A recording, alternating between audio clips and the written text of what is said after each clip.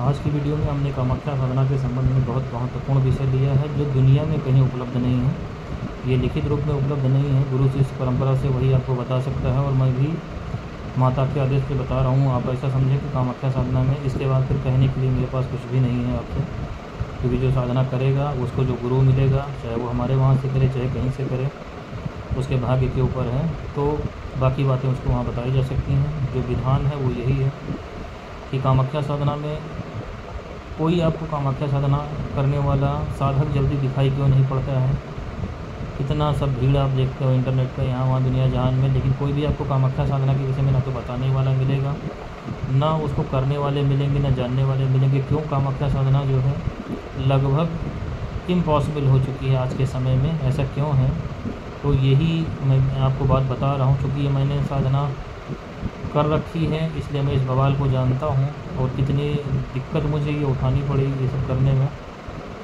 तो इसलिए आपको बता रहा हूँ कि मैं नहीं चाहता हूँ कि लोग फंसें, भटकें, इधर उधर ठगे जाएं। और बाकी इंटरनेट तो बकवास से भरा पड़ा है कामाख्या देवी के, उससे ये किताबें बेहूदगी वाली जो पड़ी हुई हैं। तो मैं नहीं चाहता हूँ, क्योंकि मैं क्या नहीं चाहता हूँ, माता के ही ये निर्देश है कि ये बात पब्लिक प्लेटफॉर्म में बता दीजिए, क्योंकि मैं इसके लिए तैयार नहीं था अपनी तरफ से। इसलिए आप देखो मेरा जो चैनल में माता की इतनी वीडियो आ चुकी है, लेकिन मैंने इसको नहीं बताया था।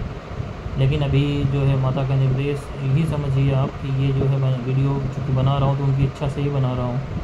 तो उनका यही एक उद्देश्य है कि लोग बेकार में कामाख्या साधना के नाम पे ठगे ना जाएँ, किन्हीं भी साधनाओं के नाम पे ना ठगे जाएँ। क्योंकि मेरा तो देखिए मठ ही कामरूप मठ है और मेरा चैनल भी माँ के ही नाम से है। तो इसलिए जो है मेरा प्रयास यही रहता है कि आपको जो भी है जैसे भी बताया जाए, करो ना करो आपकी मर्ज़ी, आपका भाग्य, आपके संस्कार जाने, बचोगे फंसोगे वो आप जानो।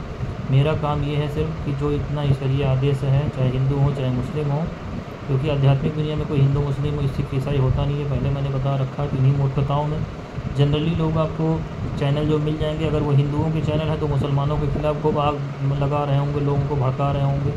और जो मुसलमानों के चैनल हैं वो हिंदुओं के खिलाफ आग लगा, क्योंकि उनको अपनी दुकानें चलानी है। जबकि सूक्ष्म जगत में, साधना जगत में हिंदू मुस्लिम सिख ईसाई ये दुनिया किसी धर्म को कुछ नहीं, शक्तियाँ हैं। एक ही परमात्मा को जिसी नाम से कोई बुलाए, चाहे गॉड हो, चाहे आप अल्लाह कहो, चाहे ईश्वर कहो, चाहे कुछ और कहो, दुनिया के इतने धर्म हैं कि सब लोग जिंदा हैं, सब वही हवा, सूरज, चाँद, पानी प्रयोग कर रहे हैं। तो ये सब मूर्खता वाली बात है। आज के पढ़े हुए विज्ञान के युग में भी कोई ना समझ पाए तो उस जाहिल के लिए फिर कहीं कोई जगह नहीं। और जो साधना करता है वो अपने अनुभव से जानता है, लिखा लिखाया सुना सुनाया कुछ होता नहीं है इसमें साधना जगत में। तो उस बहस में मैं नहीं पढ़ना चाहता हूँ।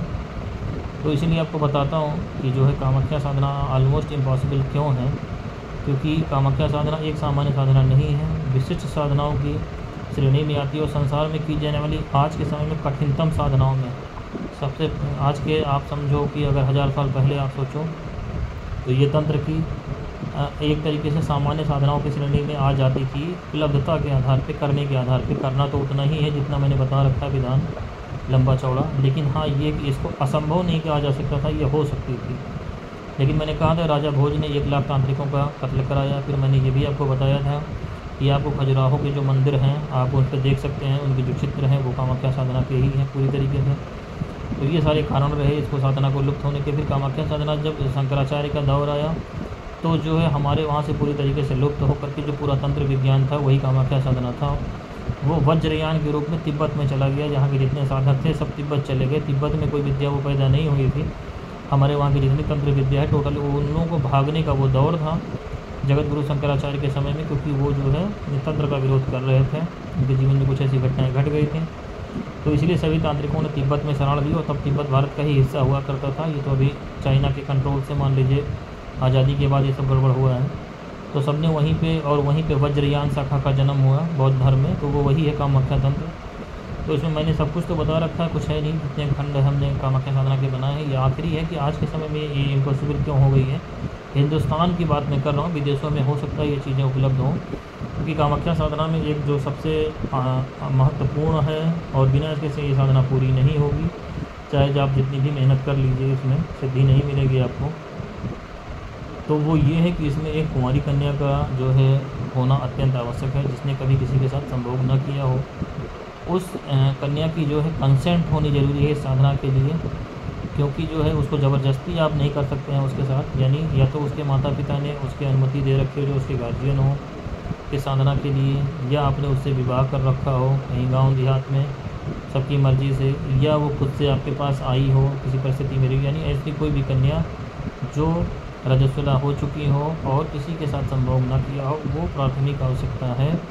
कामाख्या तंत्रम पुस्तक में भी इसका पूरा विधान जो है जो दिया हुआ है कि कैसे करना होता है, क्योंकि कामाख्या साधना जो है प्रत्यक्ष पंचमकार की साधना है।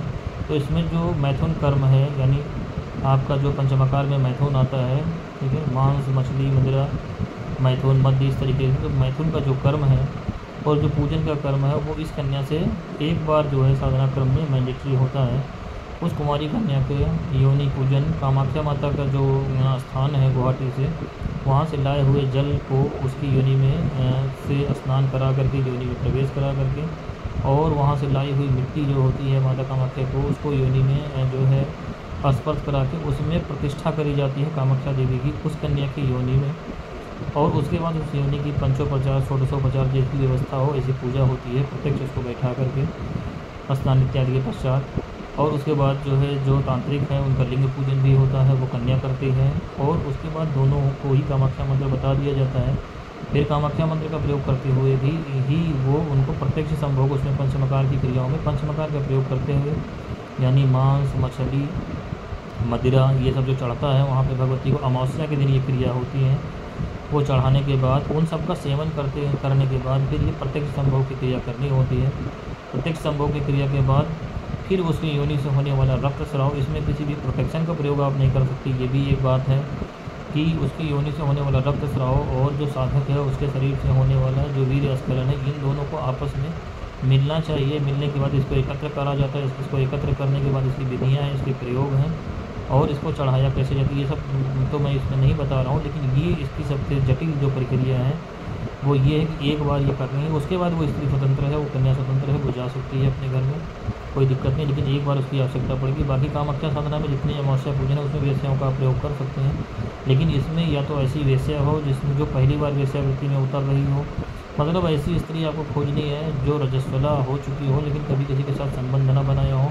और दूसरी बात है इसमें एक चीज़ ये भी है कि अगर उसकी हाइमेन कार्ड पहले से टूटी हुई है, यानी ये योनि से रक्त स्राव नहीं हुआ, तो भी ये बेकार हो जाएगी साधना। तो ये भी एक देखने वाली बात है कि अब ये कौन चेक करके किसको बता देगा कि भाई हाइमेन कार्ड टूटी है कि नहीं टूटी है। तो भाग्य की बात है कोई अगर ऐसी कन्या ले भी आया और इस साधना में अगर उसके जो है नहीं हुआ रक्त स्राव तो ये बेकार हो जाएगा। तो यही सब इसकी जटिलताएँ हैं और ये हिंदुस्तान में मेरे हिसाब से आज के समय में असंभव है। बाकी अब कहीं कहीं किसी को सौभाग्य से मिल जाए या गांव देहात में या बहुत पिछड़े इलाकों में मान लीजिए कोई इस तरीके के बाल विवाह हुआ जहाँ करते हैं वहाँ पे ऐसा कुछ हो कि कोई कॉन्ट्रैक्ट मैरिज हो तय हो जाए तो ठीक है। विदेशों में मैं मान सकता हूँ कि हाँ इस तरीके की व्यवस्थाएँ, क्योंकि वहाँ के लिए सेक्स जो है एक टैबू नहीं है, वहाँ स्वतंत्र विचरने वाले हैं। या यहाँ पे भाई कम उम्र के कोई दो साधक तैयार हों इतने उम्र में कि हाँ उनको करना हो तो हो सकता है, अन्यथा ये संभव नहीं है। और इसीलिए कामाख्या साधना किसी की पूरी होती नहीं। बाकी सभी और जो पंचमकार साधनाएँ तारा देवी की बाकी सब हो जाएंगी, क्योंकि उसमें पंचमकार में आप वेश्याओं का प्रयोग कर सकते हैं। लेकिन कामाख्या देवी की इस साधना में जो है इसमें कुंवारी कन्या ही चाहिए। तो ये सबसे जटिल इसका जो है मामला है, इसकी वजह से ये साधना संपन्न नहीं होती है, क्योंकि लोग फंसते हैं ठगे जाते हैं। इसलिए मैंने इसको माता का निर्देश बता दिया। और उसके बाद जो है बाकी इसमें जितने भी विधान हैं आपको मैंने बता रखे हैं वीडियो में, तो मैं समझता हूँ इतने से काम हो जाएगा। तो लोग जिन लोगों की इस तरीके की व्यवस्थाएं नहीं हैं वो दीक्षा उक्षा लेने के पहले भी कामाख्या साधना की पहले ये व्यवस्थाएं देख लें जो मैंने बताई हैं। वीडियो सारे वीडियो इसको देखें और ये जो आज मैं बता रहा हूँ सबसे महत्वपूर्ण इसको कर सकते हैं तो ठीक है, नहीं तो इस चक्कर में न पड़े। बाकी आप 10 महाविद्याओं में या अन्य शक्तियों की साधना करें, कामाख्या साधना के चक्कर में ना पड़ें, क्योंकि मैंने पहले वीडियो में भी आपको बताया था कि कामाख्या साधना में कामाख्या देवी ही चयन करती है अपने साधक का। सामान्य व्यक्ति कामाख्या साधना नहीं कर सकता है। उसके पिछले जन्मों के क्या जो पुण्य हैं, कामाख्या देवी से क्या संबंध है, ये सब जो है कारण बनते हैं। अगर कामाख्या देवी चाहेंगे तभी आप उनकी साधना कर सकते हैं और उनको आप ठग नहीं सकते, धोखा नहीं दे सकते हैं। आपके अंदर उनके प्रति कितने श्रद्धा समर्पण है, पिछले जन्मों का है, इस जन्म का क्या, ये सब देख के ही वो निर्णय करते हैं। तो ये मेरा काम था आपको बताना। अब आप करो ना करो आपकी मर्ज़ी है। तो मैं समझता हूँ इतनी व्यवहारिक जानकारी आपके लिए पर्याप्त है आज की वीडियो में।